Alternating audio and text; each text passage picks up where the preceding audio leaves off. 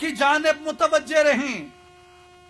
قربانی عائد کی اس لیے کہ ہم اس کی جانب متوجہ رہیں. اس سے پوچھا مولا ہم سب تیری جانب متوجہ ہو گئے. تو فرمایا اب تم پہ میرے محبوب کی شان محبوبی جلوہ گر ہوگی کہ وَاصْبِرْ لِحُکْمِ رَبِّكَ فَإِنَّكَ بِأَعْيُنِنَا. اے حبیب صلی اللہ علیہ وسلم آپ اپنے رب کے حکم پہ صبر فرمائے رکھیے. اس لیے فَإِنَّكَ بِأَعْيُنِنَا، اس لیے کہ اے حبیب آپ ہماری نگہداشت میں ہیں، ہم آپ کی جانب متوجہ ہیں. ساری مخلوق اللہ کی جانب، معبود کی جانب متوجہ ہے اور معبود محبوب کی جانب متوجہ ہے.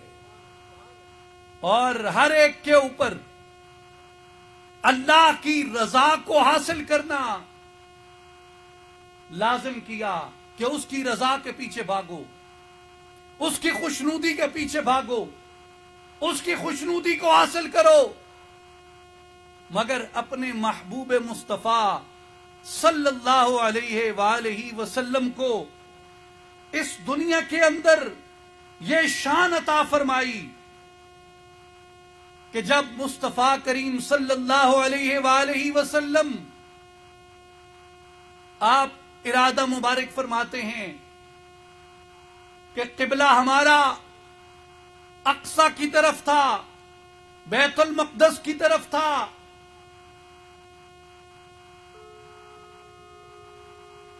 اس سے قبلہ تبدیل کر کے مسجد الحرام کی طرف، بیت اللہ کی طرف، خانہ کعبہ کی طرف کیا جائے. تو قرآن مجید اس منظر کو بیان کرتا ہے کہ قد نرا تقلب وجہک فی السماء. اے حبیب صلی اللہ علیہ وسلم ہم آپ کے چہرے انور کو بار بار آسمان کی طرف اٹھتا ہوا دیکھتے ہیں. یہاں میں آگے بڑھنے سے پہلے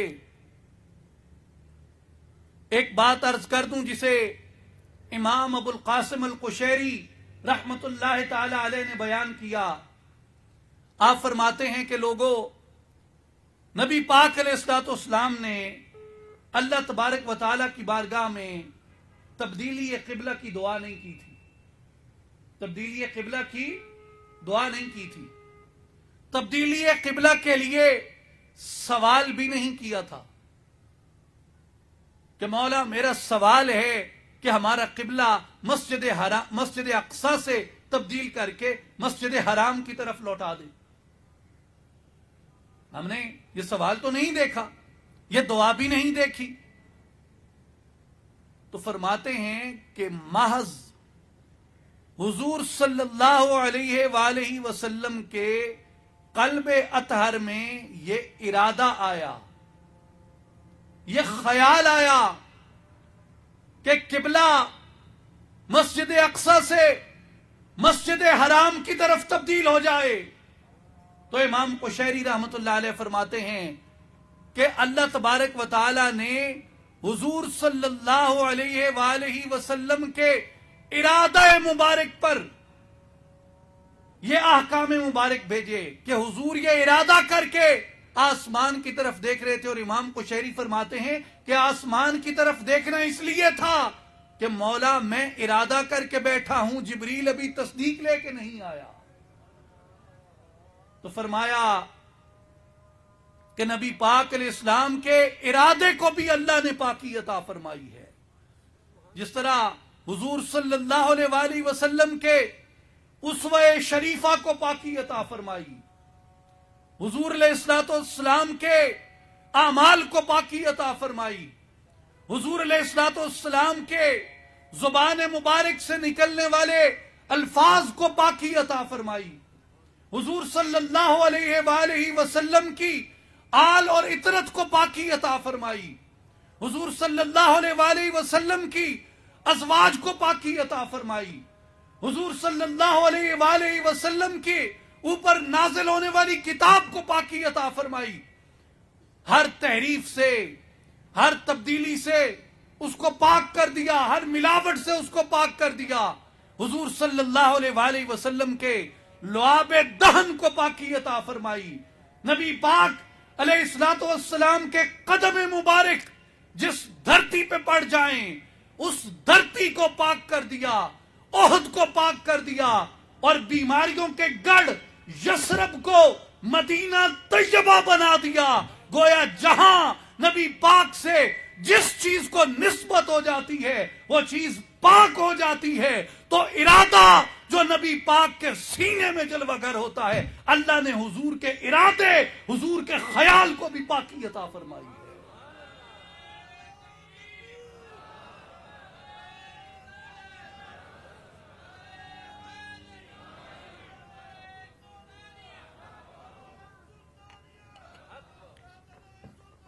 اس لیے میرے بھائیوں یاد رکھو، ہر وہ چیز جو نبی پاک سے منسوب ہو گئی اللہ تبارک و تعالی نے اسے پاکی عطا فرما دی، اور حضور کا ارادہ بھی، حضور کا خیال بھی اللہ تبارک و تعالی نے پاک فرما دیا۔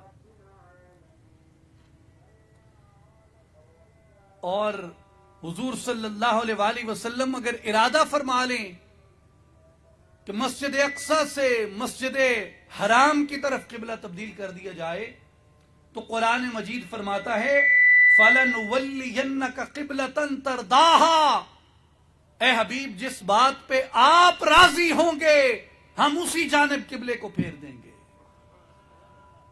خدا کی رضا چاہتے ہیں دو عالم، خدا چاہتا ہے رضائے محمد۔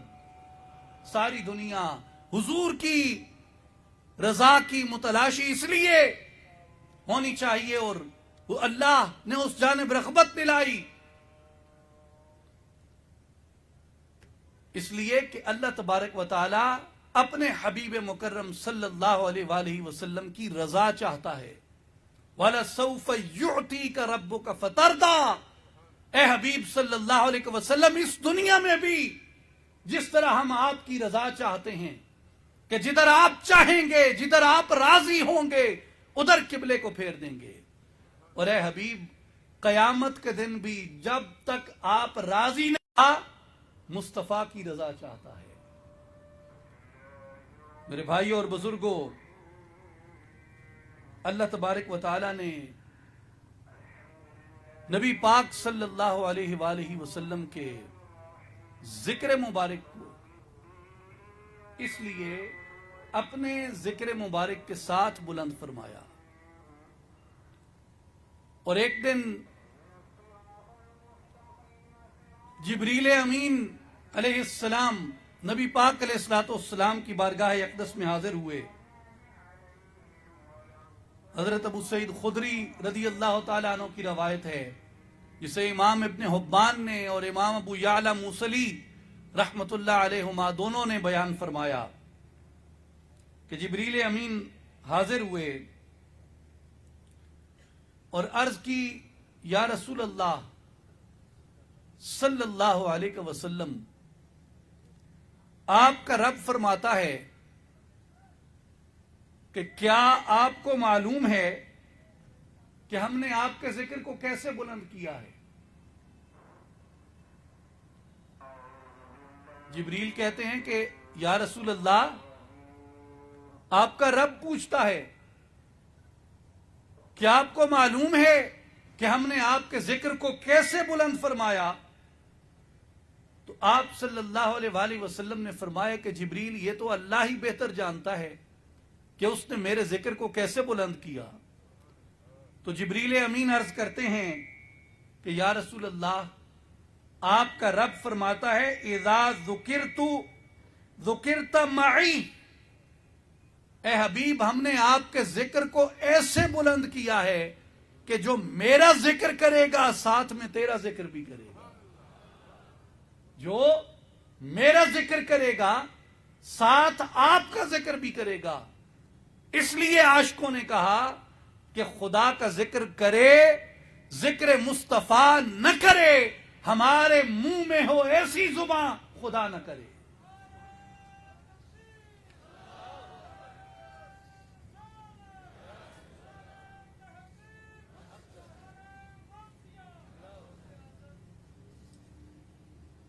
اس لیے اے حبیب صلی اللہ علیہ وسلم، جو ہمارا ذکر کرے گا وہ ساتھ آپ کا بھی ذکر کرے گا۔ اسی طرح مسند امام شافعی میں روایت ہے کہ اللہ تبارک و تعالی فرماتا ہے لا اذکر الا ذکرت معی، کہ میرا ذکر نہ کیا جائے جب تک میرے ذکر کے ساتھ اے حبیب آپ کا ذکر نہ کیا جائے۔ ملائکہ، مومنین تو از روئے قرآن مصطفیٰ صلی اللہ علیہ وآلہ وسلم کا ذکر کرتے ہیں، از روئے قرآن مصطفیٰ کریم صلی اللہ علیہ وآلہ وسلم کا ذکر کرتے ہیں۔ اللہ تبارک و تعالی نے دیگر مخلوقات پر بھی اپنے حبیب صلی اللہ علیہ وآلہ وسلم کی معرفت کو عیاں فرمایا۔ امام ترمذی رحمت اللہ تعالی علیہ، آپ نے سیدنا امیر المؤمنین علی ابن ابی طالب رضی اللہ تعالی عنہ سے روایت فرمایا ہے کہ آپ فرماتے ہیں کنت مع النبی بمکہ فخرجنا فی بعض نواحیہا۔ سیدنا علی کرم اللہ وجہ الکریم فرماتے ہیں کہ ہم نبی پاک علیہ الصلوۃ والسلام کے ساتھ مکہ مکرمہ کے اطراف میں سیر کر رہے تھے، مکہ المکرمہ کی بعض راہوں پہ چل رہے تھے، فما استقبلہ جبل ولا شجر الا وهو يقول السلام عليك یا رسول اللہ۔ سیدنا علی فرماتے ہیں کہ ہم جس بھی درخت کے پاس سے گزرتے، جس بھی پتھر کے پاس سے گزرتے، اس درخت سے، اس پتھر سے یہ آواز آتی السلام علیک یا رسول اللہ۔ درخت اور پتھر سے کیا آواز آتی؟ کیا آواز آتی؟ درخت اور پتھر سے کیا آواز آتی؟ السلام علیکہ، السلام علیکہ، السلام علیکہ، السلام علیکہ یا رسول اللہ۔ فرماتے ہم جس بھی درخت سے، جس بھی پتھر کے پاس سے گزرتے، اس درخت اور اس پتھر سے یہ صدا بلند ہوتی۔ میرے بھائیوں اور بزرگوں، حدیث پاک کے اندر غور کیجئے، ایک تو اس میں اس چیز کو بیان کیا گیا کہ حجر و شجر کے اندر بھی اپنی نوع کی روح موجود ہوتی ہے، حجر و شجر میں بھی اپنی نوع کی روح موجود ہوتی ہے، اور حجر و شجر کو بھی اس بات کا ادراک عطا کیا کہ جس وجہ سے حجر و شجر کو وجود بخشا گیا، حجر و شجر کو زندگی بخشی گئی، حجر و شجر کا ہونا ہوا، جب وہ باعث تخلیق کائنات، وجہ تخلیق کائنات، ان کے وجود کا سبب ان کے قریب سے گزر رہا ہے، تو وہ ادراک رکھتے ہیں کہ ہمارے قریب سے کون گزر رہا ہے۔ اور نبی پاک علیہ الصلوۃ والسلام کی عظمت رسالت ہے کہ حضور صلی اللہ علیہ وآلہ وسلم کو حجر و شجر پہچانتے بھی ہیں، اور آپ کی تعظیم اور تکریم بھی کرتے ہیں، اور آپ پہ درود و سلام بھی بھیجتے ہیں۔ تو انسان کو کم از کم اپنی انسانی برتری کا لحاظ رکھنا چاہیے کہ اللہ تعالی نے انسان کو تاج کرامت دیا، وَلَقَدْ كَرَّمْنَا بَنِي آدم، بڑی تکریم دی، اور نو کے اعتبار سے، عقل کے اعتبار سے، علم کے اعتبار سے، شعور کے اعتبار سے، خلقت کے اعتبار سے انسان کو پتھر اور درختوں سے بہتر بنایا. تو اگر پتھر اور درخت اپنی عادت بنا سکتے ہیں کہ نبی پاک پہ درود و سلام پڑھتے رہیں، انسان پر اس کا شرف بطریقہ اولا یہ فریضہ عائد کرتا ہے کہ یہ نبی پاک کی ذات پہ لا تعداد درود و سلام پڑھتا رہے. اور میرے بھائیوں غور کیجئے، میرے دوستوں غور کیجئے کہ درود پڑھا کس نے؟ پتھروں نے اور درختوں نے. توجہ ہے بھائی؟ تو جواب دیجئے، درود پڑھا کس نے؟ پتھروں نے اور درختوں نے. اور کس پر پڑھا؟ نبی پاک صلی اللہ علیہ وآلہ وسلم کی ذات اقدس پہ. اس میں ایک تیسرا نقطہ میں عرض کر دوں کہ سنا کس نے؟ پڑھا درخت اور پتھر نے. کس پر پڑھا؟ نبی پاک صلی اللہ علیہ وسلم پہ. اور سنا کس نے؟ سیدنا علی رضی اللہ تعالیٰ عنہ نے، کہ وہ ساتھ تھے. حضرت علی روایت کرتے ہیں نا کہ ہم اطراف مکہ میں حضور کے ساتھ تھے، اور حضور جس درخت یا جس پتھر کے قریب سے گزرتے تھے وہ درخت اور پتھر حضور صلی اللہ علیہ وسلم پہ درود و سلام پڑھتا تھا.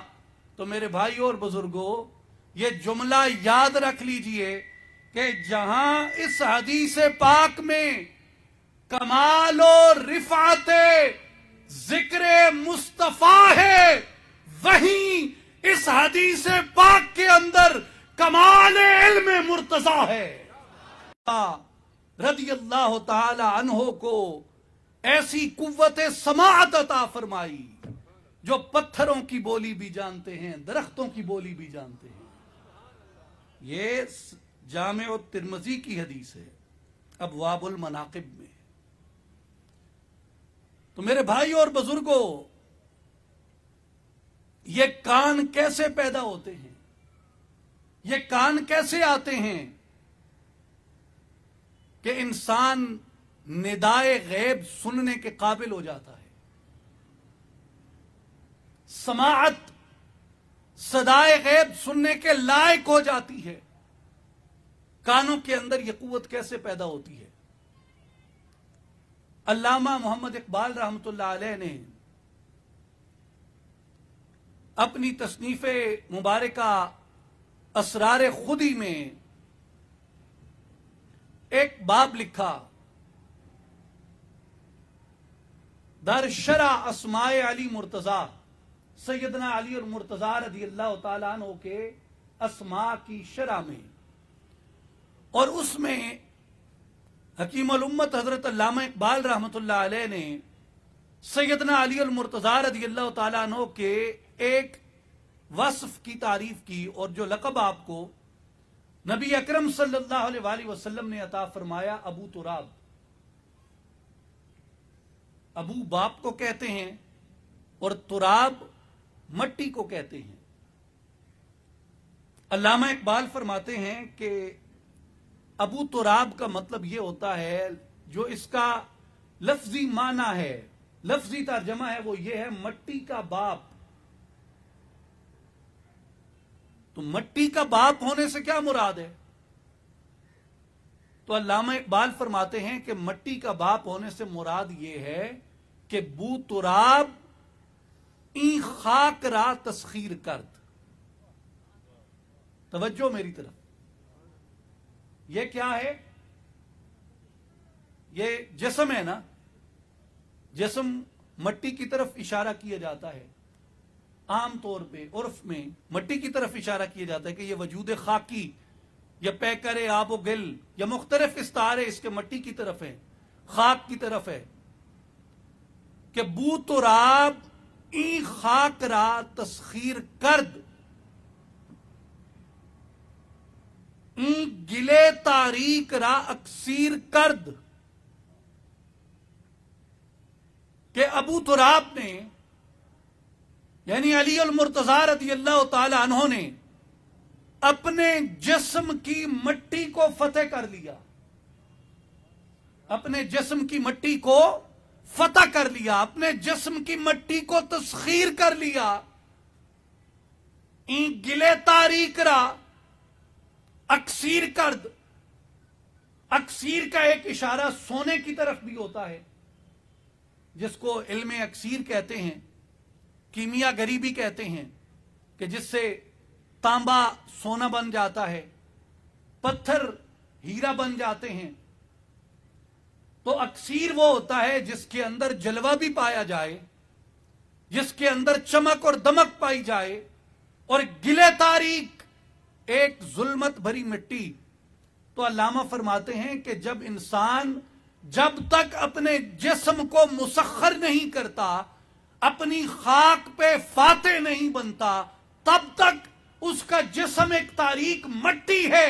لیکن جب وہ اپنے جسم کو مسخر کر لیتا ہے، اپنے جسم پہ فاتح ہو جاتا ہے، یہ مٹی مٹی نہیں رہتی بلکہ جلوہ گاہ بن جاتی ہے، انوار کا مرکز بن جاتی ہے۔ فرمایا کہ سیدنا علی رضی اللہ تعالیٰ عنہ نے اپنے جسم کی مٹی کو فتح کر لیا۔ جب فتح کر لیا تو مٹی مٹی نہ رہی بلکہ مٹی انوار کا مرکز بن گئی۔ ہر کے زین بر مرکب تن تنگ بست، چون نگیں بر خاتم دولت نشست۔ فرماتے ہیں کہ جو بھی اپنے بدن کے اس گھوڑے کی لگام اپنے ہاتھ میں لے لیتا ہے، اپنے گھوڑے پہ بدن کے گھوڑے پہ کاٹھی ڈال لیتا ہے، اس کی لگام زبان کو، آنکھوں کو، کان کو، دل کو، ہاتھوں کو، پاؤں کو، سوچ کو، معدے کو، شکم کو، آنتوں کو، حلق کو حرام سے محفوظ کر لیتا ہے، اطاعت الہیہ کے اندر دے دیتا ہے، شریعت مصطفی کی قید میں لے آتا ہے، اور نبی پاک علیہ الصلوۃ والسلام کے فرامین کے مطابق، حضور کے اسوہ کے مطابق، حضور کے اہل بیت و اصحاب کی سنت کے مطابق اس کو ڈال دیتا ہے۔ وہ اپنے جسم کو مسخر کر لیتا ہے، اور جو جسم کو مسخر کرتا ہے گویا وہ ایسے ہے جس نے اپنے گھوڑے کو، اپنے بدن کے، اپنے نفس کے گھوڑے کو قابو کر لیا۔ جو نفس کے گھوڑے کو قابو کر لیتا ہے اللہ تبارک و تعالیٰ اس کو عزتوں کے تخت پہ بٹھا دیتا ہے۔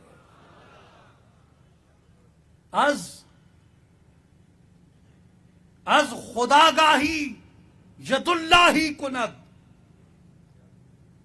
اس کو خود آگاہی کہتے ہیں کہ اپنے جسم کی مٹی کو فتح کر لیا جائے، اپنے آپ کو مسخر کر لیا جائے، اپنے نفس کو زیر کر لیا جائے، اپنے نفس کو قابو میں لے آیا جائے، اسے کہتے ہیں خود آگاہی۔ اور یہی تصور ہے خودی کا علامہ محمد اقبال رحمۃ اللہ علیہ کا، کہ اپنے آپ کی پہچان، جسے اولیاء نے کہا من عرف نفسہ فقد عرف ربہ، خدا کو پہچاننا ہے تو پہلے اپنے آپ کو پہچانو، اپنے آپ کو مسخر کرو۔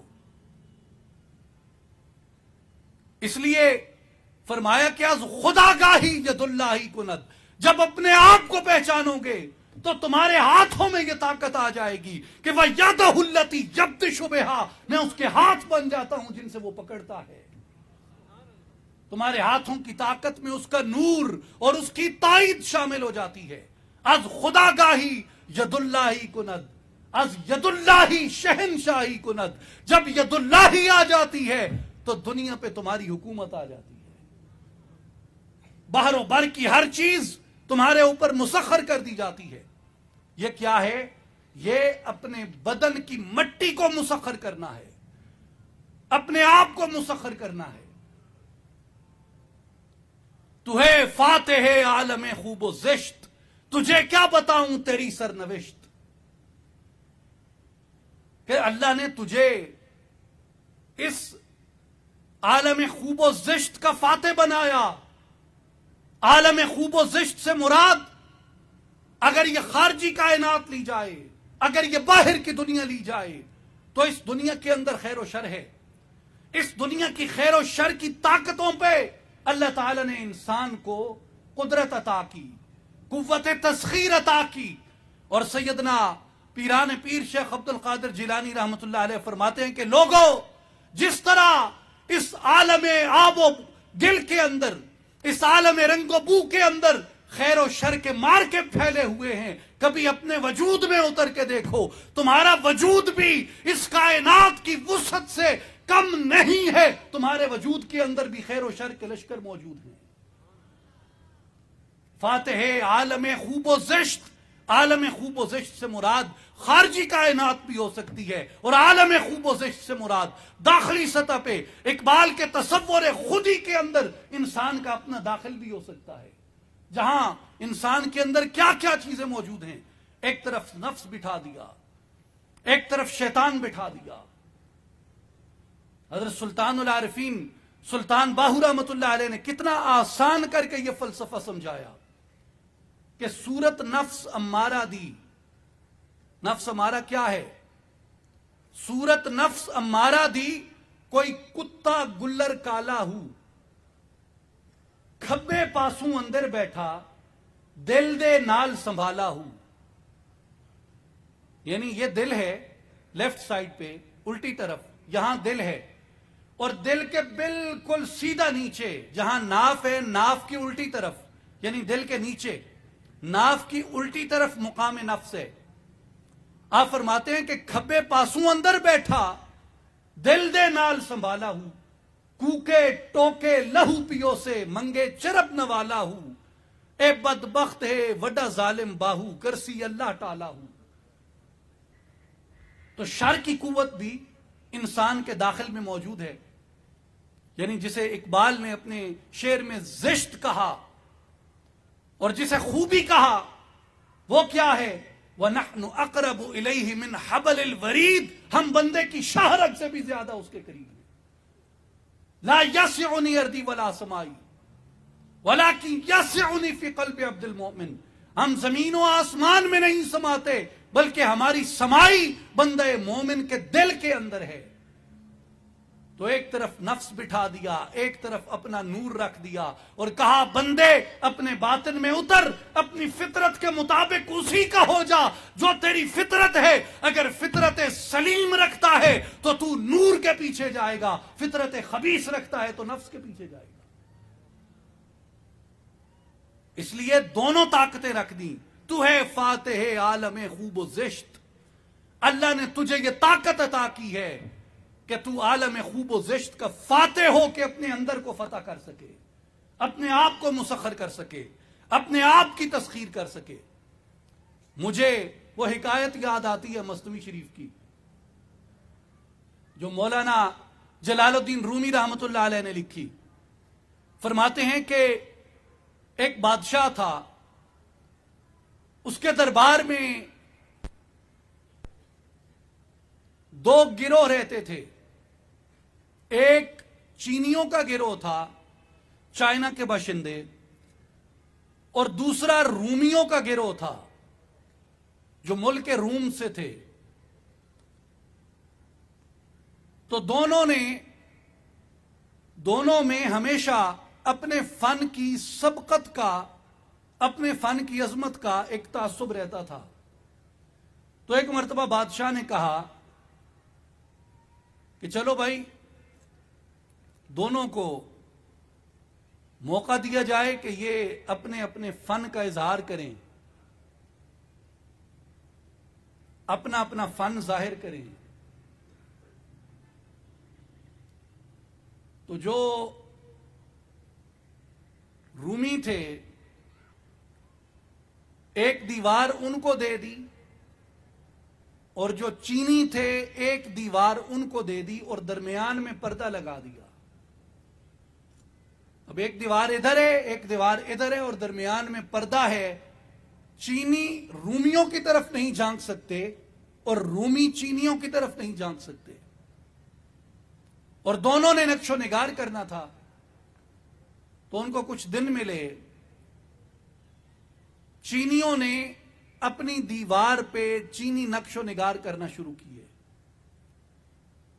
اور رومیوں نے یہ فیصلہ کیا کہ ہم اپنی دیوار پہ کوئی نقش و نگاری نہیں کریں گے، اپنی دیوار پہ کوئی نقش و نگاری نہیں کریں گے، بلکہ ہم اپنی دیوار کو رگڑ رگڑ کے صاف کر کے اتنا سیقل کریں گے، اتنا شفاف کریں گے کہ یہ آئینہ بن جائے گی۔ تو چینی نقش و نگار کرتے رہے اور رومی اپنی دیوار کو صاف کر کے آئینہ بناتے رہے۔ اب جس دن تکمیل ہونی تھی، چینیوں نے بھی اپنی دیوار کی تکمیل کر لی اور رومیوں نے بھی اپنی دیوار کی تکمیل کر لی۔ تو بادشاہ نے کہا کہ آج درمیان سے پردہ اٹھایا جائے گا۔ اب چینیوں کی دیوار پہ نقش و نگار ہیں اور رومیوں کی دیوار پہ کوئی نقش و نگار نہیں ہے، مگر دیوار آئینہ بن چکی ہے۔ تو جب پردہ اٹھایا گیا درمیان سے، چون پردہ راز خود براندازی، جب درمیان سے پردہ اٹھایا گیا تو بادشاہ نے دونوں طرف ایک ہی طرح کا عکس دیکھا۔ بادشاہ نے دونوں طرف ایک ہی جیسا عکس دیکھا تو حیران ہو کے پوچھا کہ یہ کیا ماجرا ہے؟ رومیوں نے کہا کہ بادشاہ سلامت، ہم اگر چاہتے تو ہم بھی نقش و نگار کر سکتے تھے، مگر ہم نے اس بات کو اپنا ہنر جانا کہ ہم اگر چاہیں تو ایک تاریک دیوار پہ اپنا عمل کر کے اس تاریک دیوار کو شیشہ بنا سکتے ہیں۔ تو مولانا جلال الدین رومی رحمت اللہ علیہ یہ حکایت بیان کرنے کے بعد اس کا خلاصہ بیان کرتے ہوئے کہتے ہیں کہ رومیاں صوفیاں نند پسر، کہ بیٹا اس حکایت میں وہ جو رومی ہنر مند تھے وہ بنیادی طور پہ صوفیاء کی جماعت ہے۔ جلال الدین رومی یہ کیسے، وہ کیسے صوفیاء کی جماعت ہے؟ فرمایا کہ وہ دنیا کے رنگوں سے رنگ اٹھا کے، دنیا کے قلموں سے قلم اٹھا کے اپنی دیوار کو نقش و نگار سے، دنیا کے نقش و نگار سے مزین نہیں کرتے، بلکہ وہ ذکر کا ریگ مال اٹھاتے ہیں، ذکر کا ریگ مال اٹھاتے ہیں، ذکر کے ریگ مال سے اپنے دل کی دیوار کو صاف کرنا شروع کرتے ہیں، صاف کرتے ہیں، صاف کرتے ہیں، ریگ مال مارتے ہیں، رگڑتے ہیں، رگڑتے ہیں، رگڑتے ہیں، حتیٰ کہ ان کا دل شیشے کی طرح ہو جاتا ہے، آئینے کی طرح مصفہ ہو جاتا ہے، اور جب درمیان سے بادشاہ کا امر آتا ہے، بادشاہ جب حجاب اٹھاتا ہے تو لاہوت کی دیوار کا عکس ان کے آئینے دل پہ آ پڑتا ہے۔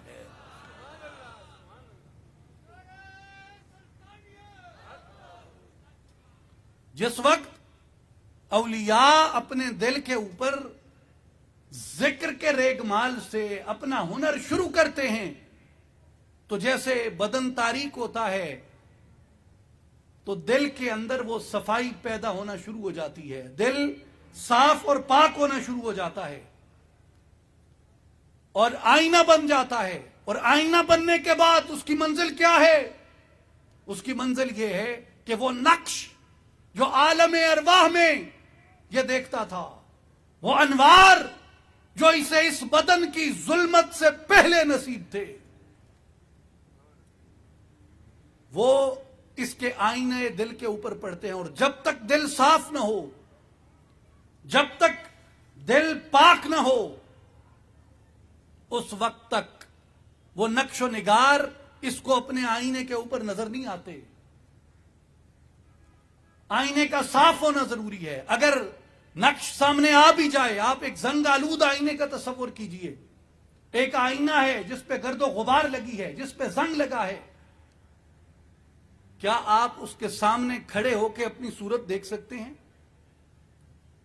تو اپنا عکس بھی آئینے کے اندر نظر نہیں آتا، چہ جائے کہ اپنے آئینے میں عکس جمال یار دیکھا جائے۔ تو جمال یار کے مشاہدے اور مطالعے کے لیے آئینے کا صاف ہونا ضروری ہے. آئینہ صاف نہ ہو تو اپنا آپ بھی نظر نہیں آتا, یار کا جمال کیسے نظر آئے گا؟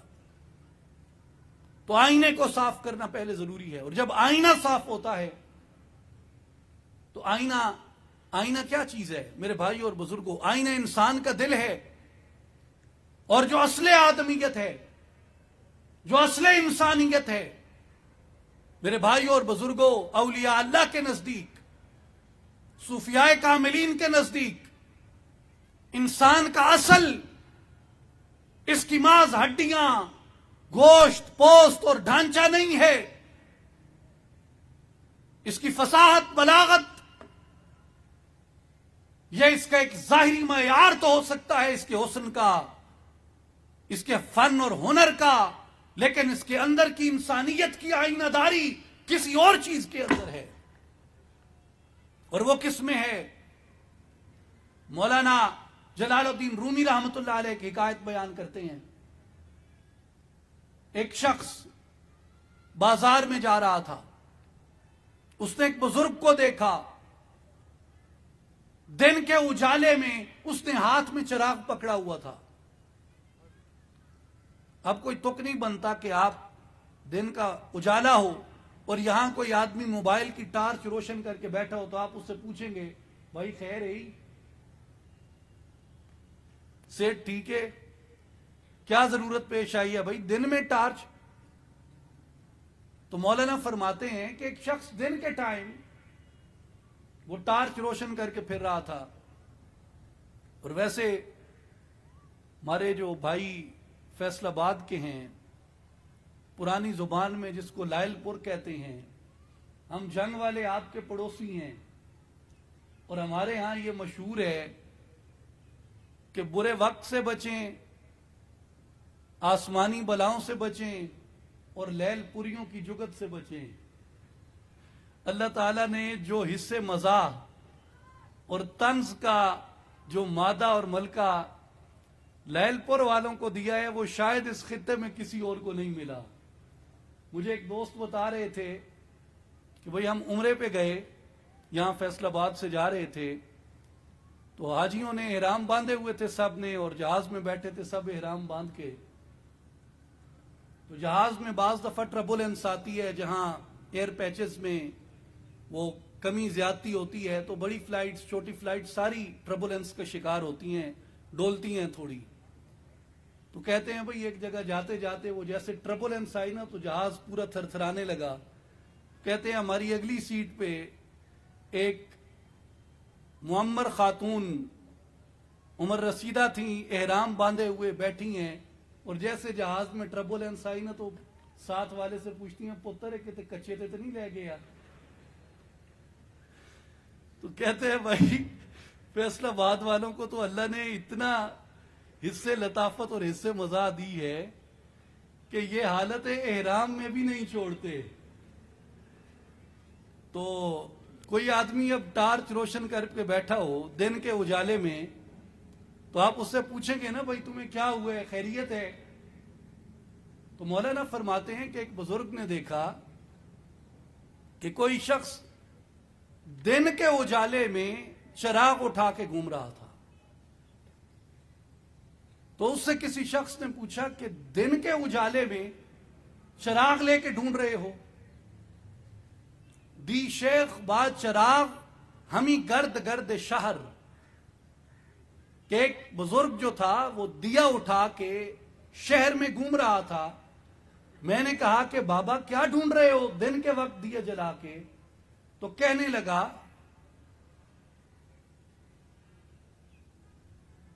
کس دے وہ دد ملولم انسان مارزوست, میں دو ٹانگوں والے درندوں سے تنگ آ گیا ہوں, میں کسی انسان کامل کو تلاش کر رہا ہوں.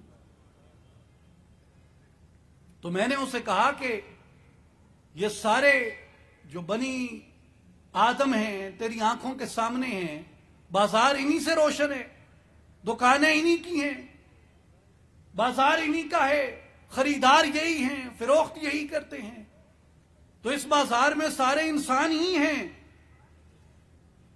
تو مولانا کہتے ہیں کہ اس بزرگ نے جواب دیا، این مردانند اینہا صورتند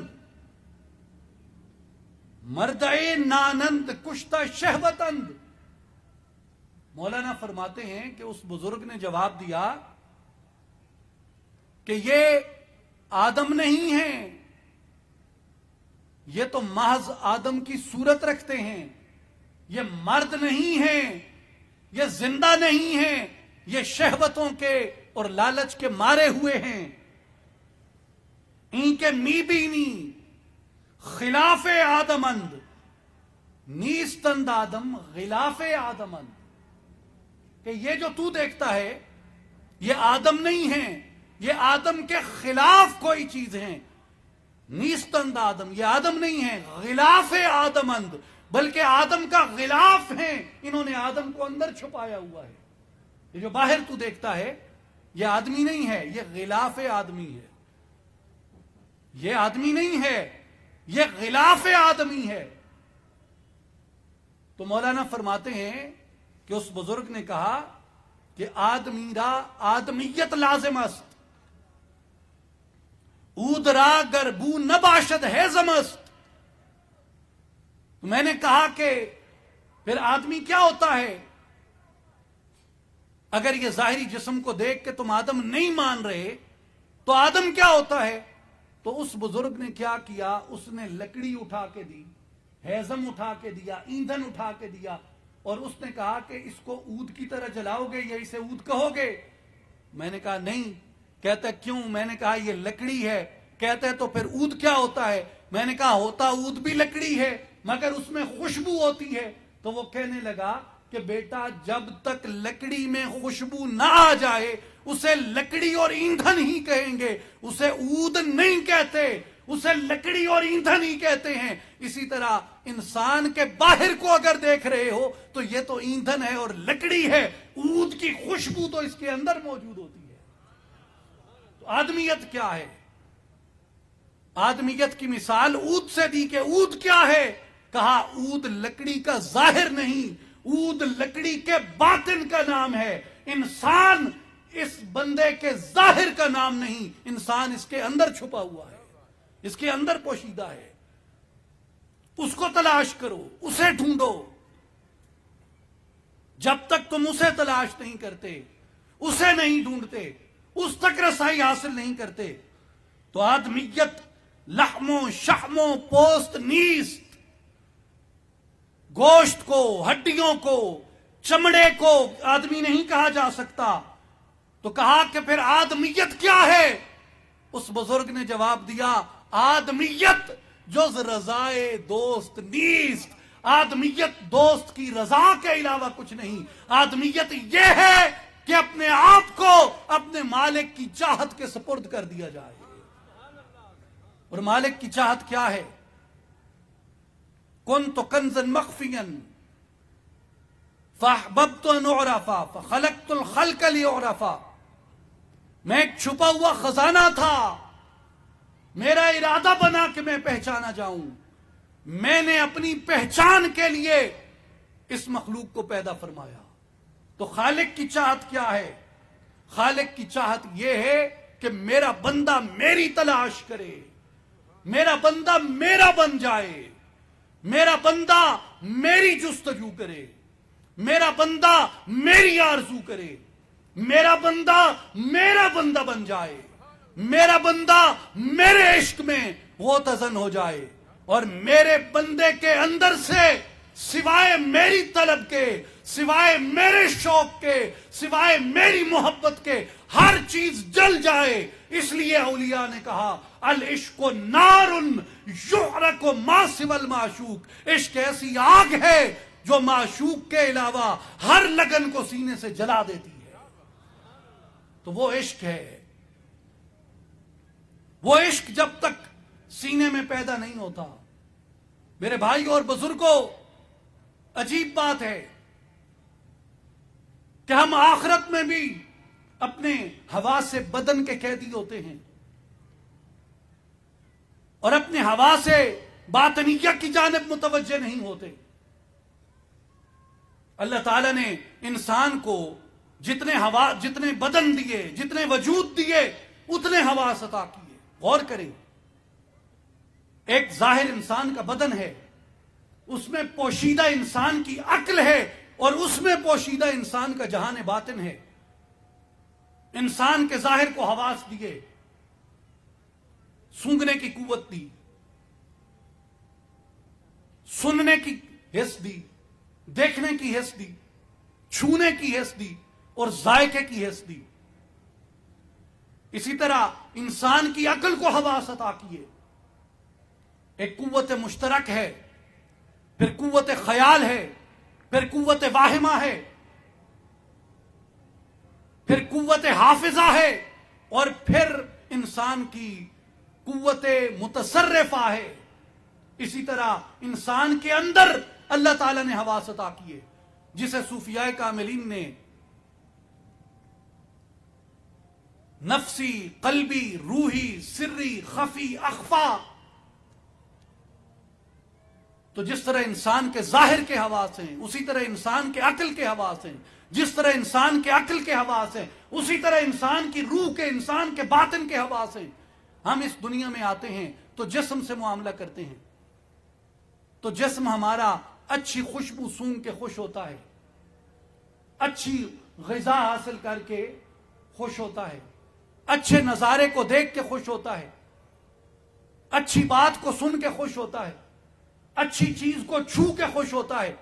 تو ہم نے قیامت کے بارے میں بھی یہی تصور قائم کر لیا کہ وہاں بھی ہمارے بدن سے حساب و کتاب اور سزا و جزا کا معاملہ ہوگا. تو ہم نے اپنی طلب میں چھونے کی لذتیں شامل کر لی. اس میں کوئی شک نہیں کہ جنتوں کا وعدہ اللہ کا قرآن میں ہے، وہ برحق ہے. لیکن میرے بھائیوں اور بزرگوں، انسان وہ ہے جو وہ سوچتا ہے، انسان وہ ہے جس کا وہ ارادہ کرتا ہے، انسان وہ ہے جس کی وہ چاہت کرتا ہے. اس میں کوئی شک نہیں کہ جنت کی طلب برحق ہے، مگر اللہ کی طلب جنت کی طلب سے بھی اعلیٰ ہے.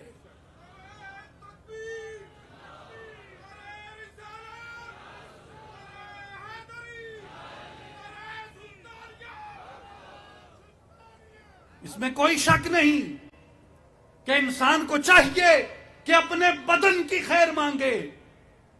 اگر اپنے آپ کو بدن کی خیر مانگنے تک محدود کر لو گے تو آپ کی روح کی خیر کون مانگے گا؟ آپ کی عقل کی خیر کون مانگے گا؟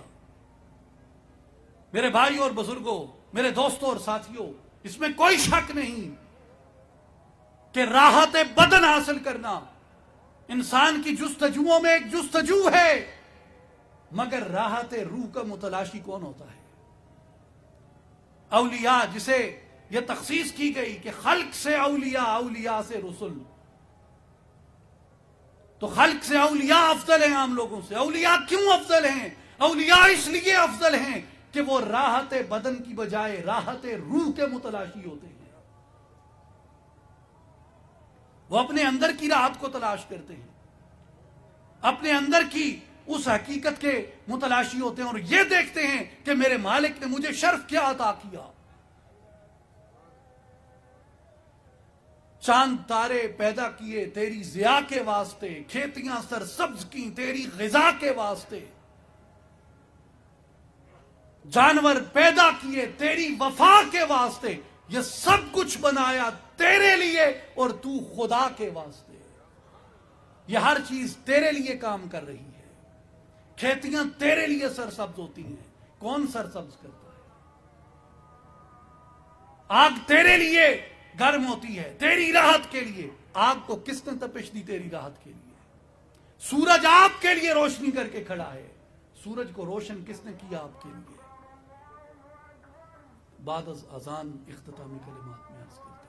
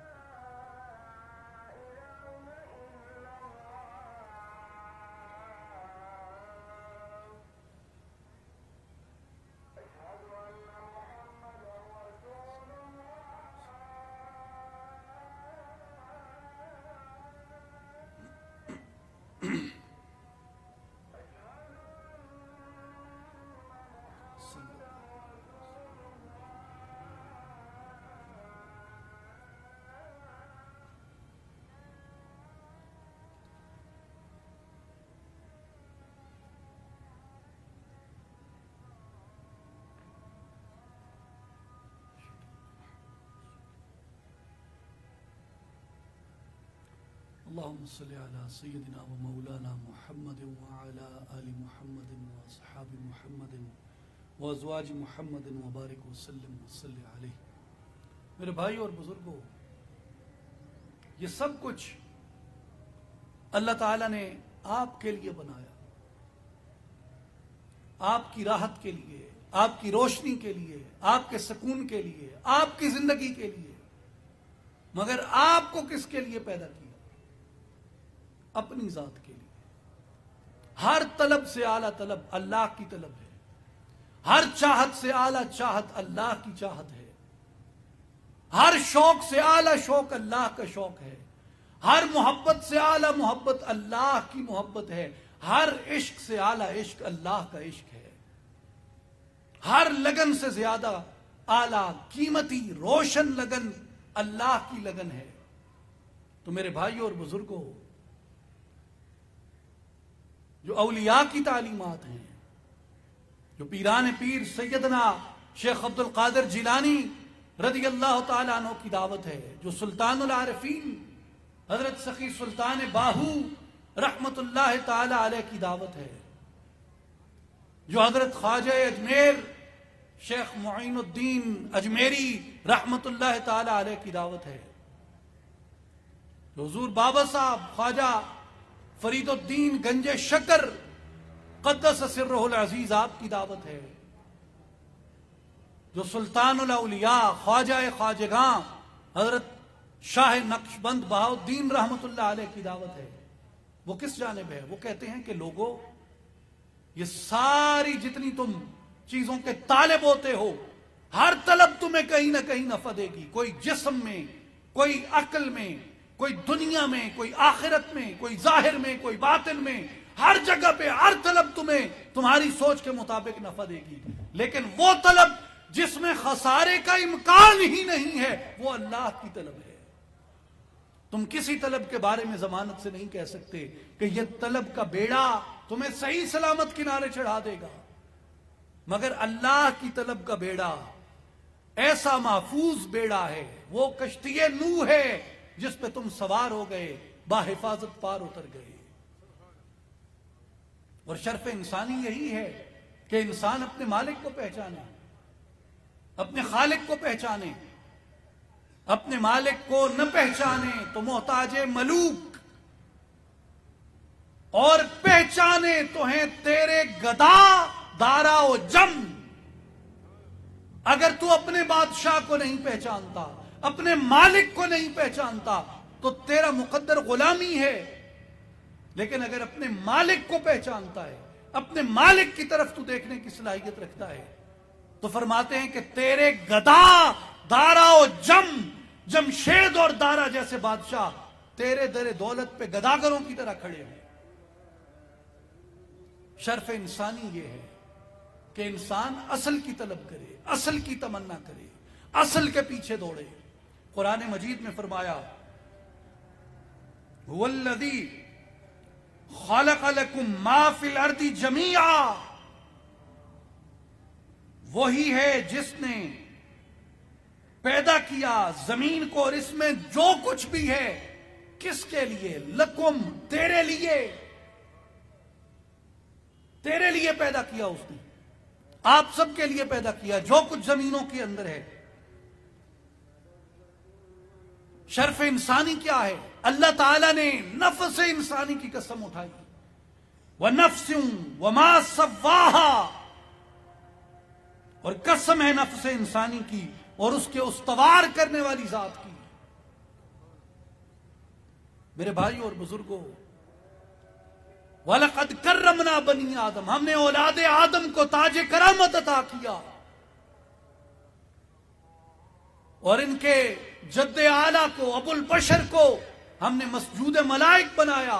اور وہ جو مسجود ملائک ہے وہ کب مسجود ملائک بنا؟ سورہ صاد کے اندر اس کا مرحلہ دیکھیں کہ وہ کیسے مسجود ملائک بنا، کن مراحل سے گزرا. قرآن مجید بیان فرماتا ہے فَإِذَا سَوَّيْتُهُ وَنَفَخْتُ فِيهِ مِن رُوحِي فَقَعُوا لَهُ سَاجِدِينَ. توجہ ہے بھائی، غور کریں. فَإِذَا سَوَّيْتُهُ، جب میں اسے ٹھیک سے تیار کر چکوں. پہلا مرحلہ اس کے بدن کی ٹھیک تشکیل ہے کہ جب اس کا بدن درست طریقے سے مکمل تشکیل کر دیا جائے گا. وَنَفَّخْتُ فِيهِ مِن رُوحِي، اور میں اپنی طرف کی روح کو اس میں پھونک دوں. دوسرا مرحلہ کیا ہے کہ جب اس میں اللہ کی طرف سے آنے والا وہ نوری جوہر اس کے اندر جب سکون پا جائے، جب اس کے اندر داخل کر دیا جائے، جب اس کے اندر اس کو اتار دیا جائے اور بدن کے اندر جب روح چمکنے لگے، فَقَعُوا لَهُ سَاجِدِينَ، پھر تم اس کے سامنے سجدے میں گر جانا.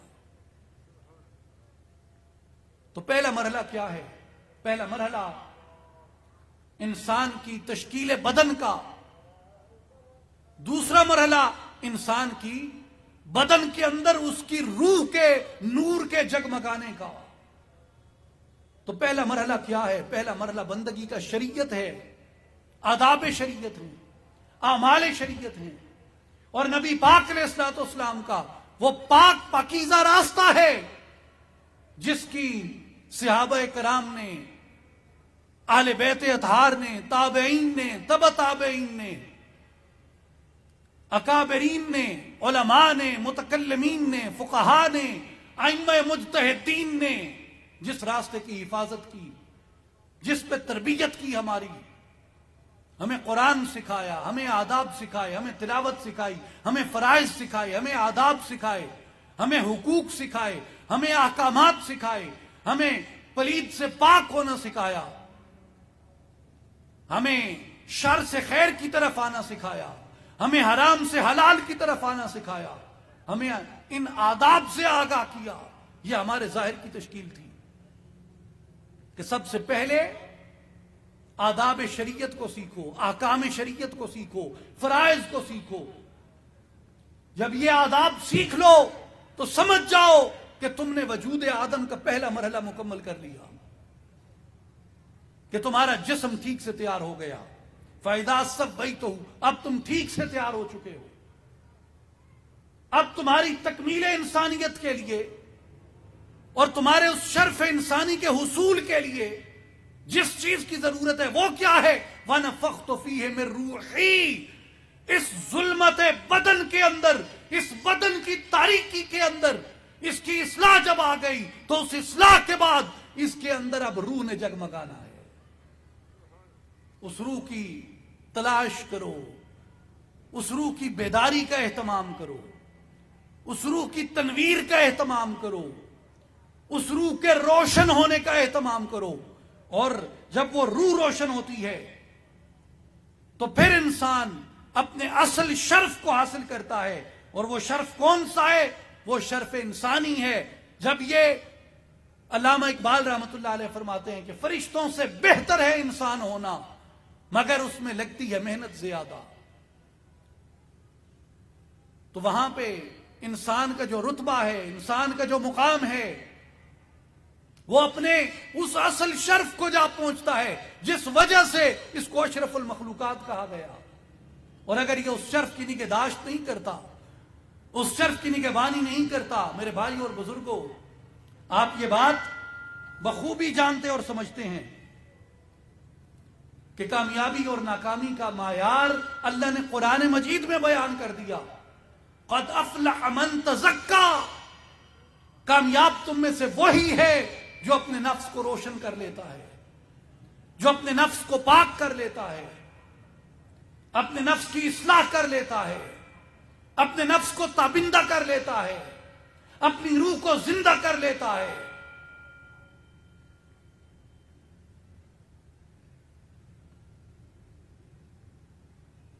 ایک اور مقام پہ فرمایا قد افلح من زکاہا وقد خاب من دساہا، تحقیق کامیاب ہو گئے وہ لوگ جنہوں نے اپنے نفس کو رذائل سے پاک کر لیا، اپنے نفس کی ناپاکیوں کو دور کر دیا، اپنے نفس کو جنہوں نے روشن کر لیا، اپنے نفس کو اطاعت پہ آمادہ کر لیا، اپنے نفس کو اطاعت کے اندر کامل کر دیا، تو میرے بھائی اور بزرگوں، نفس کیسے قابو میں آتا ہے؟ نفس کو قابو میں کرنے کے لیے جس طرح انسان ظاہر میں لا الہ الا اللہ محمد الرسول اللہ پڑھ کے داخل ہوتا ہے بدن کے اندر، تو انسان پہ لازم ہے کہ کسی عالم با عمل سے رہنمائی لے، آداب شریعت سیکھے، فرائض سیکھے، احکامات سیکھے، حلال حرام کی تمیز سیکھے، سچ جھوٹ کی تمیز سیکھے، خیر شر کی تمیز سیکھے، حلال کو اپنائے، حرام کو چھوڑے، خیر کو اپنائے، شر کو چھوڑے، سچ کو اپنائے، جھوٹ کو چھوڑے۔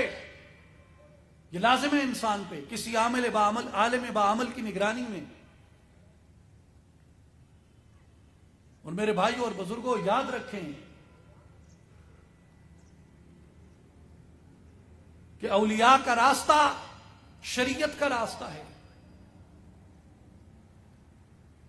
اولیاء کا راستہ اطاعت مصطفیٰ کا راستہ ہے، اتباع رسول کا راستہ ہے، پابندی شریعت کا راستہ ہے۔ حضرت سلطان العارفین رحمت اللہ علیہ فرماتے ہیں، ہر مراتب از شریعت یافتم، پیشوائے خود شریعت ساختم۔ میں نے ہر مرتبہ و مقام شریعت کے ذریعے حاصل کیا، اس لیے کہ میں نے اپنا پہلا مرشد شریعت مطہرہ کو بنایا۔ تو جو چاہے کہ حضرت سلطان العارفین سلطان باہو کا پیر بھائی بن جائے، وہ شریعت مطہرہ کو اپنا مرشد بنا لے۔ اور دوسرا مقام کیا ہے؟ جب شریعت میں قدم رکھ لو، آداب اور فرائض کو سیکھ لو، حلال حرام خیر شر سچ جھوٹ کو سیکھ لو، تو پھر یہ لازم ہے کہ اپنے نفس کی جانب متوجہ ہو جاؤ۔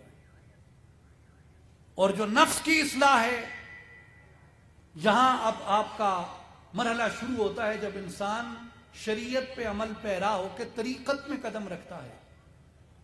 جس طرح شریعت میں عالم با عمل کی ضرورت ہوتی ہے، اسی طرح طریقت میں کسی مرشد کامل کی ضرورت ہوتی ہے۔ مولانا جلال الدین رومی رحمت اللہ علیہ فرماتے ہیں، نفس نتواں کشت اللہ دل پیر، دامن آ نفس کشرا سخت گیر۔ اے بیٹے، اگر نفس کو مار کے قلب کو زندہ کرنا ہے تو یاد رکھ، یہ مرشد کامل کے سائے کے بغیر نفس نہیں مرتا۔ مرشد کامل کے سائے کے بغیر، ذل پیر مرشد کا سایہ ہے، مرشد کامل کے سائے کے بغیر نفس نہیں مرتا۔ دامن یا نفس کشرا سخت گیر، اس لیے وہ جو تیرے نفس کو مار کے تیری روح کو، تیرے قلب کو زندہ کرتا ہے، تیرے قلب کو روشنی دیتا ہے، اس کے دامن کو مضبوطی سے پکڑ لے۔ حضرت سلطان العارفین سلطان باہو رحمت اللہ علیہ یہی فرماتے ہیں، اللہ پڑھے ہوں پڑھ عالم ہوئے ہوں، نہ گیا حجابوں پردہ ہوں، 100,000 کتاباں پڑھیاں، پر ظالم نفس نہ مردہ ہوں۔ پڑھ پڑھ عالم فاضل ہوئے ہوں، بھی طالب ہوئے ہوں زردہ ہوں۔ سلطان العارفین، پھر نفس کیسے مرے گا؟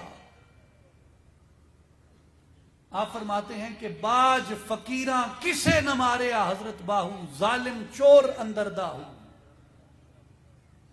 کہ اگر نفس کو قابو کرنا ہے، نفس کو مارنا ہے، تو جس طرح آداب شریعت کے لیے عالم با عمل کی صحبت ضروری ہے، اسی طرح آداب طریقت کے لیے مرشد کامل کی صحبت ضروری ہے۔ مرشد کامل کی صحبت سے انسان کا نفس زیر ہوتا ہے۔ مرشد کامل کی رفاقت نفس کے خس و خاشاک کو جلا دیتی ہے۔ میرے بھائیوں اور بزرگوں، آخری اختتامی بات میں آپ سے جو عرض کرنا چاہتا ہوں وہ یہ ہے کہ انسان کی جو عمر ہے یہ بھی ایک سائے کی طرح ڈھلتی ہے. اور اگر انسان اس انتظار میں رہے کہ آج ڈھونڈوں گا اور کل ڈھونڈوں گا، آج ڈھونڈوں گا اور کل ڈھونڈوں گا، تو اسے معلوم نہیں ہوتا کہ کب اس کی عمر کا گھوڑا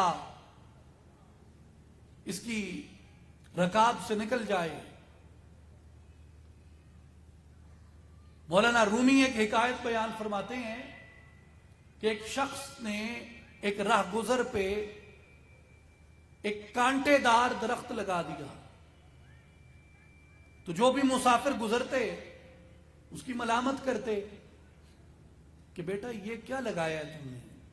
تو وہ شغل میلے میں کہتا ہاں بھائی میں کاٹ دوں گا، ابھی تو یہ چھوٹا ہے درخت. تو فرماتے ہیں درخت بھی بڑا ہوتا گیا اور اس بندے کی عمر بھی ڈھلتی گئی. وہ کانٹوں والا درخت مسافروں کے راستے پہ تھا،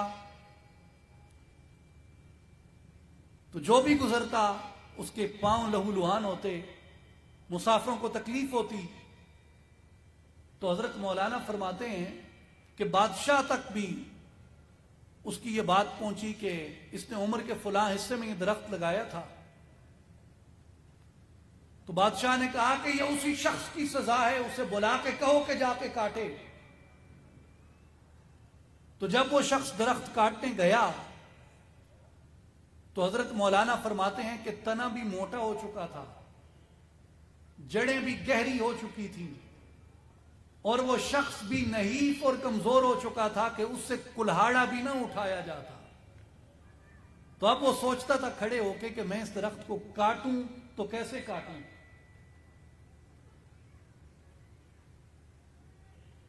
تو نتیجہ یہ ہے کہ وہ درخت انسان کے نفس کی سرکشی ہے، وہ کانٹے اس کے گناہ ہیں جو نفس کی سرکشی سے سرزد ہوتے ہیں، اور وہ غفلت ہے جو ہر انسان کرتا ہے کہ آج کاٹتا ہوں اور کل کاٹتا ہوں. اور بادشاہ کا بلاوا وہ مہلت ہے جو خالق عطا کرتا ہے، اور کلہاڑا توبہ ہے، اور بے بسی بڑھاپا ہے.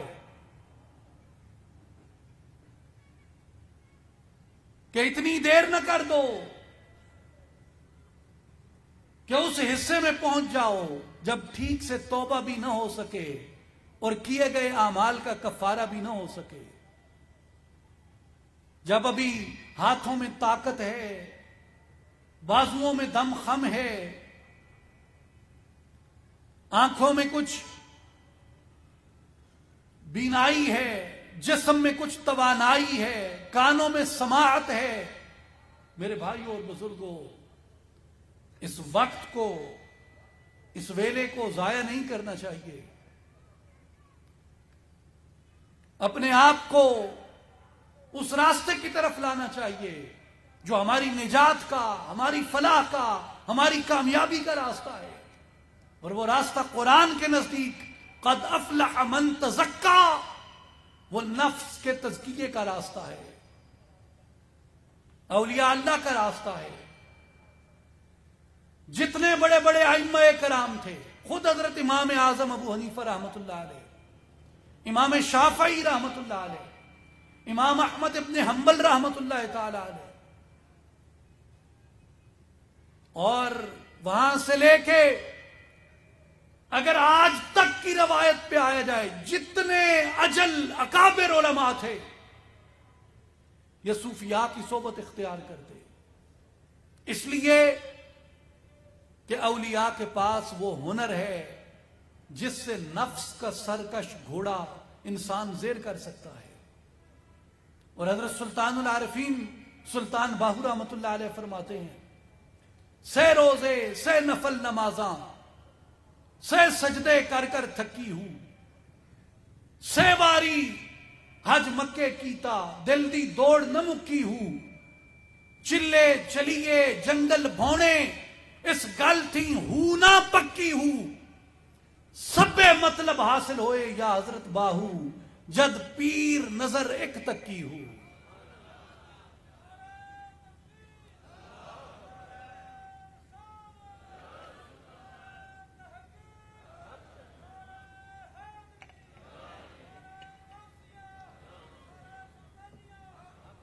آپ فرماتے ہیں نارب عرش معلا ملیا، نارب خانے کعبے ہوں، گنگا تیرتھی مول نہ ملیا، مارے پینڈے بے حسابے ہوں، جددا مرشد پھڑیا باہو، چھٹے کل عذابے ہوں۔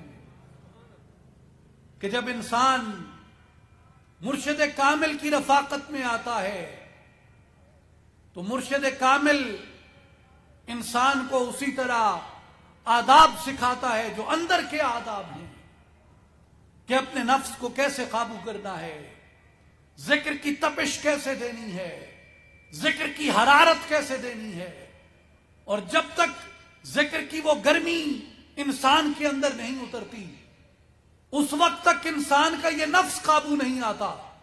حضرت سلطان العارفین سلطان باہو رحمۃ اللہ علیہ فرماتے ہیں کہ ایک شخص نے ایک سانپ دیکھا زہریلا، اور وہ دوڑ کے اپنی بیل میں گھس گیا۔ اب وہ راہ گزر تھی تو وہ شخص وہاں کھڑا ہو گیا، اس نے اپنی لاٹھی پکڑی اور سانپ کے اس بیل کے منہ پہ، اس سوراخ کے اوپر وہ لاٹھی زور زور سے مار رہا تھا۔ تو ایک دنا آدمی گزرا، اس نے کہا کیا کر رہے ہو بیٹا؟ کہنے لگا جی زہریلا سانپ اس میں گھس گیا ہے، اسے مارنے کی کوشش کر رہا ہوں۔ تو اس دنا آدمی نے کہا بیٹا سانپ تو سامنے ہے نہیں، سوراخ کے اوپر تو سوٹیاں برسا رہا ہے، اس سے کہاں قابو آئے گا؟ تو اس نے کہا بزرگوں پھر کیسے قابو آئے گا؟ اس نے کہا آگ جلاؤ۔ آگ جلائی اور اس نے کہا کہ یہ تیل گرم کر دو۔ اس نے تیل گرم کیا، جب تیل مکمل گرم ہو گیا اور دہکنے لگا تو اس وقت ابلنے لگا، تو انہوں نے وہ تیل اس سوراخ میں ڈالا، سانپ باہر نکلا۔ جیسے سانپ باہر نکلا تو پھر انہوں نے اس کو شکار کر لیا۔ تو حضرت سلطان العارفین رحمۃ اللہ علیہ فرماتے ہیں کہ جب تک تمہیں اپنے نفس تک رسائی نہیں، تم اس زہریلے سانپ کو کیسے مار سکتے ہو؟ آپ جب تک اپنے اندر ذکر کی گرمی، عشق الہی کی گرمی سے وہ گرم سانسیں جو تیل کی مثل ہیں ان کو اپنے سینے میں نہیں اتارتے، تب تک یہ ظالم سانپ باہر نہیں آتا۔ باج فقیراں کسے نہ ماریا، اے ظالم چور اندر داہو۔ فقیر کیسے مارتا ہے؟ فقیر آپ کی سانسوں کے تیل کو ذکر اللہ کی آگ پہ گرم کرتا ہے۔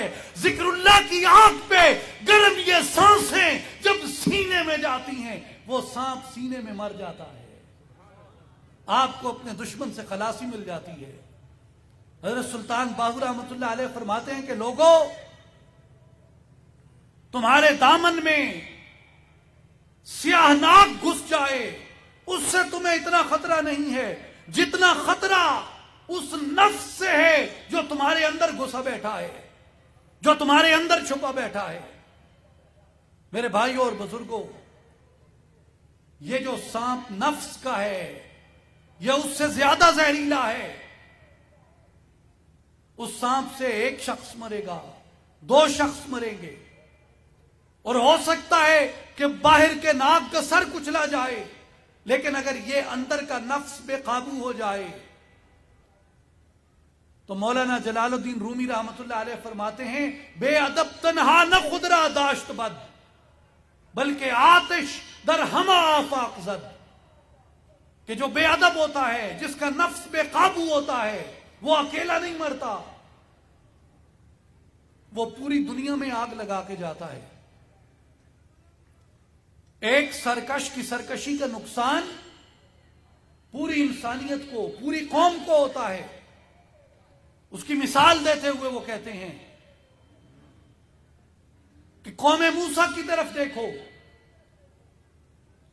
سیدنا موسیٰ علیہ السلام کی قوم پہ اللہ تبارک و تعالی نے من و سلوہ کا احسان کیا، اور پوری قوم کو من و سلوہ کا تحفہ ملتا تھا، پوری قوم من و سلوہ کا تحفہ کھاتی تھی۔ دو بے ادب اٹھے، دو گستاخ اٹھے، دو سرکش اٹھے، انہوں نے کہا کہ ہمیں من و سلوا نہیں چاہیے، ہمیں لہسن چاہیے، ادرک چاہیے، گیہوں چاہیے، تو من و سلوا آنا بند ہو گیا. فباؤ بغضب من اللہ، اللہ کا غضب اس قوم پہ اترا. تو مولانا جلال الدین رومی کہتے ہیں کہ لوگوں، بے ادبی کتنے لوگوں نے کی تھی؟ بے ادبی کتنے لوگوں نے کی تھی؟ 2 نے. اور من و سلوا کتنوں کا بند ہوا؟ سب کا. مستی ایک نے کی تھی تے پگتی سارے نے. ایک سرکش تھا، 2 سرکش تھے، لیکن من و سلوا سب کا بند ہوا. پھر فرماتے ہیں حضرت عیسیٰ کا زمانہ آیا، حضرت عیسیٰ نے شفاعت کی، اللہ تعالیٰ سے سفارش کی، دعا کی، ربنا انزل علینا مائدہ، رب العالمین ہمارے اوپر پھر اس دسترخوان کو نازل فرما. اللہ نے پھر من و سلوا اتارا. اور فرماتے ہیں کہ حضرت عیسیٰ علیہ السلام کی قوم میں 2 لالچی تھے. وہ کیا کرتے تھے کہ رات کو وہ رزق ذخیرہ کر لیتے، رات کو وہ رزق ذخیرہ کر کے رکھ دیتے. تو حضرت عیسیٰ علیہ السلام نے کرد عیسیٰ لا بعیشا راکعین دائم استو کم نگردد از زمین. حضرت عیسیٰ علیہ السلام نے ان کو ملامت کی، نصیحت کی کہ بیٹا یہ قیامت تک کے لیے آنا ہے، یہ رزق ختم نہیں ہوگا. لیکن وہ جسے ہم پنجابی میں کہتے ہیں نا لدھا، لدھے بندے دی حوث نہیں مردی، تو وہ باز نہیں آتے تھے اس رزق کو چھپانے میں کہ بھائی صبح کھائیں گے. آپ فرماتے تھے کہ جو بچ گیا وہ غرباء میں تقسیم کر دو، صبح اور آ جائے گا اور یہ قیامت تک ختم نہیں ہوگا. لیکن چند لالچیوں کی وجہ سے، چند لالچیوں کی سرکشی اور گستاخی کی وجہ سے وہ رزق پھر بند ہو گیا. تو مولانا جلال الدین رومی فرماتے ہیں کہ سرکشی کتنوں نے کی؟ سرکشی کتنوں نے کی؟ 2-4 نے. اور رزق کتنوں کا بند ہوا؟ پوری قوم کا بند ہوا. تو سرکشی 2-4 کرتے ہیں، سزا ساری قوم بھگتتی ہے. میرے بھائی اور بزرگوں، نفس کی یہی حالت ہے، نفس کی یہی حالت ہے کہ سرکشی 1-2 کرتے ہیں اور اس کی سزا پوری انسانیت کو بھگتنی پڑتی ہے. تو ہر انسان پہ لفظ ہے، لازم ہے کہ اپنے نفس کی اصلاح کرے، اپنے نفس کو اپنے قابو میں لے کے آئے. اور یہ جو بیل کے اندر گھسا ہوا سانپ ہے، اس کے سوراخ پہ لاٹھیاں برسانے کی بجائے اس کے اندر اللہ تعالیٰ کے اس ذکر کا، ذکر پاک کا وہ گرم پانی اتارے، وہ گرم آئل اتارے، وہ گرم تیل اتارے، جس سے وہ نفس اندر مرتا ہے، جس سے انسان کو اس کے فتنے سے، اس کے شر سے، اس کے فساد سے نجات ملتی ہے. میرے بھائیوں اور بزرگوں، اصلاحی جماعت کی یہی دعوت ہے، عالمی تنظیم العارفین کی یہی دعوت ہے، اور تمام اولیاء اللہ کی یہی دعوت ہے کہ آئیں اپنے ظاہر کو سنواریں، آئیں اپنے آپ کو، اپنے ظاہر کو علماء عاملین سے اصلاح بخشیں، اور اپنی عقل کو اس صحیح فکر کی اتباع میں لگائیں. جس طرح بدن پہ اعمال صالحہ لازم ہیں، اسی طرح عقل کے لیے عقیدہ صحیحہ لازم ہے. اگر عقل صحیح عقیدے کی پیروی نہیں کرتی تو جس طرح بدن بدعمالیاں کر کے بھٹکتا ہے، اسی طرح عقل اگر گمراہی کی پیروی کرتی ہے، بدن بھلے اصلاح یافتہ ہو لیکن اگر عقل بھٹک رہی ہے، اگر عقل کے اندر بدعقیدگی موجود ہے، تو اس وقت تک انسان اپنے آپ کو فلاح یافتہ نہیں کہہ سکتا. میرے بھائیوں اور بزرگوں، جس طرح انسان کے بدن پہ اور انسان کی عقل پہ اصلاح حاصل کرنا لازم ہے، اسی طرح انسان کے باطن پہ، انسان کے نفس اور قلب کے اوپر بھی اصلاح حاصل کرنا لازم ہے.